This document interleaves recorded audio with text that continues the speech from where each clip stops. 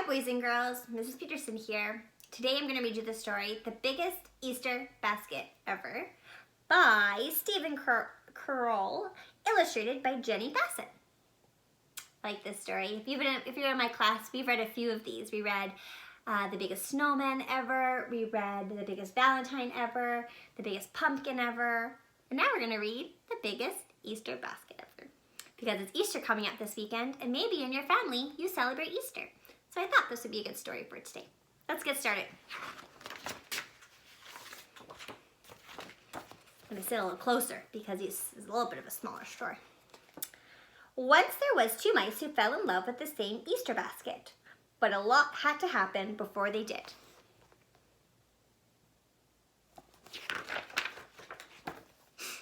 The week before Easter, moms and dads in Mouseville were spring cleaning and baking cookies when the mayor made his announcement. "We will have a gala Easter celebration on the village green. We will have an egg rolling contest and an Easter egg hunt." Everyone cheered, "Yippee!" "And whoever brings the biggest Easter basket will win a prize," said the mayor.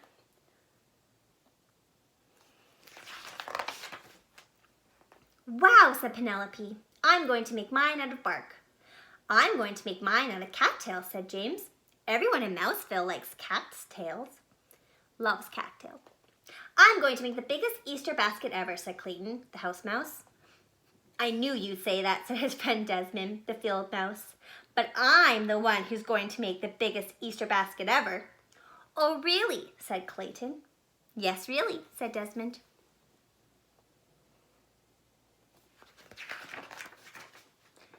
That night, Penelope and James did some serious thinking. And out in the country, Clayton and Desmond did the same thing. It was Easter vacation, so they had no homework. The next morning, Clayton raced to the basement. Behind the old Christmas wreath and the broken skis, he found what he wanted. The big straw Easter basket his parents had made when he was just a baby mouse.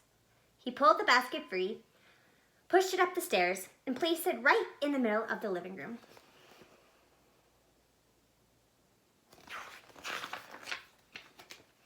Over at Desmond's house, there was no basket, but he and his brother Morris were making one out of twigs.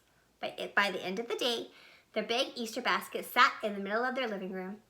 "That's the biggest Easter basket I ever saw," said Desmond. "Sure looks like it to me," said Morris.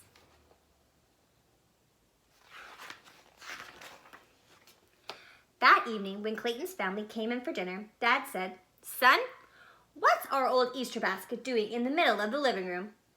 "It's going to be the biggest Easter basket ever," said Clayton. "It's going to win the town contest."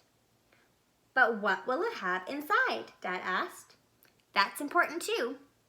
I hadn't thought about that," said Clayton.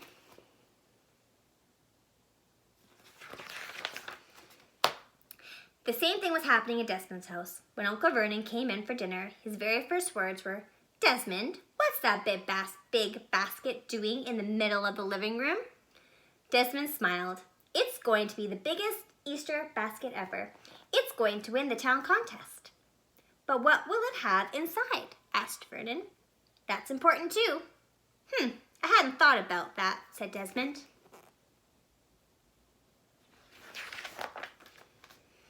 Over at Clayton's house, Dad took Clayton aside.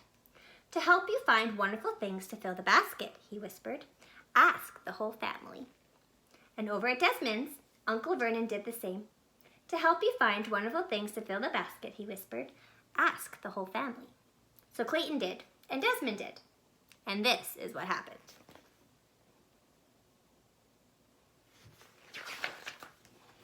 At Clayton's house, Mom contributed a fuzzy stuffed Easter bunny. Dad added a big bag of jelly beans and piles of plastic grass. Brother Andy and Sister Trudy appeared with a chocolate bunny, chocolate boiled eggs, and a little stuffed duck that made a loud quacking noise.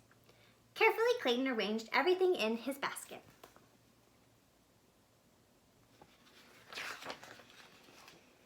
At Desmond's house, Uncle Vernon contributed his own bags of jelly beans and plastic grass. Morris added 2 marshmallow bunnies, a dancing chick with a silly grin, and a big meringue egg with a mouse family inside. Cousins from across the road sent over a dozen candle eggs. Carefully, Desmond arranged everything in his basket.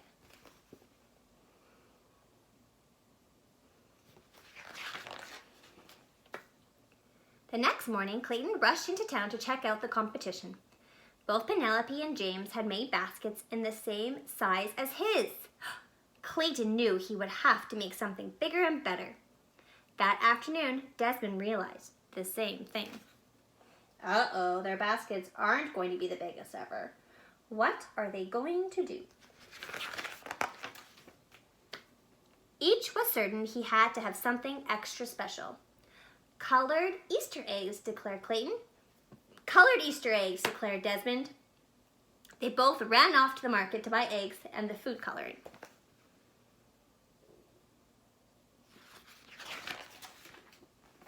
Clayton bought 5 cartons of large eggs and blue, green, and purple dyes. Desmond bought 5 cartons of large eggs and red, orange, and pink dyes.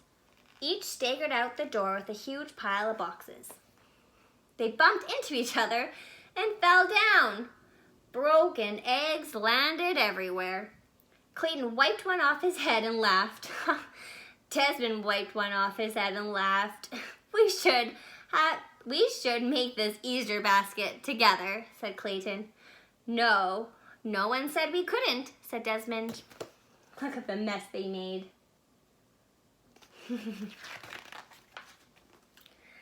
The next day, they asked their families to be partners. Soon, everyone was gathering more Easter treats. Clayton organized the sorting and the egg coloring. Desmond and Morris made a twig basket twice the size of their original. See them all working together?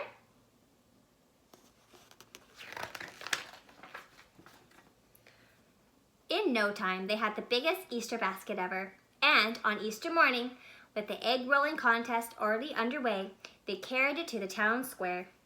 Look how big that basket is, boys and girls. So big! Immediately, the mayor awarded both families the prize, a giant cheese bunny. Everyone danced around, marching and high-fiving. Then they shared the basket with the whole of town. We did it, said Clayton and Desmond, handing out chocolate foil eggs. All of us together. I hope you enjoyed that book, boys and girls, and I hope if you celebrate Easter that you have a wonderful Easter long weekend. See you next week.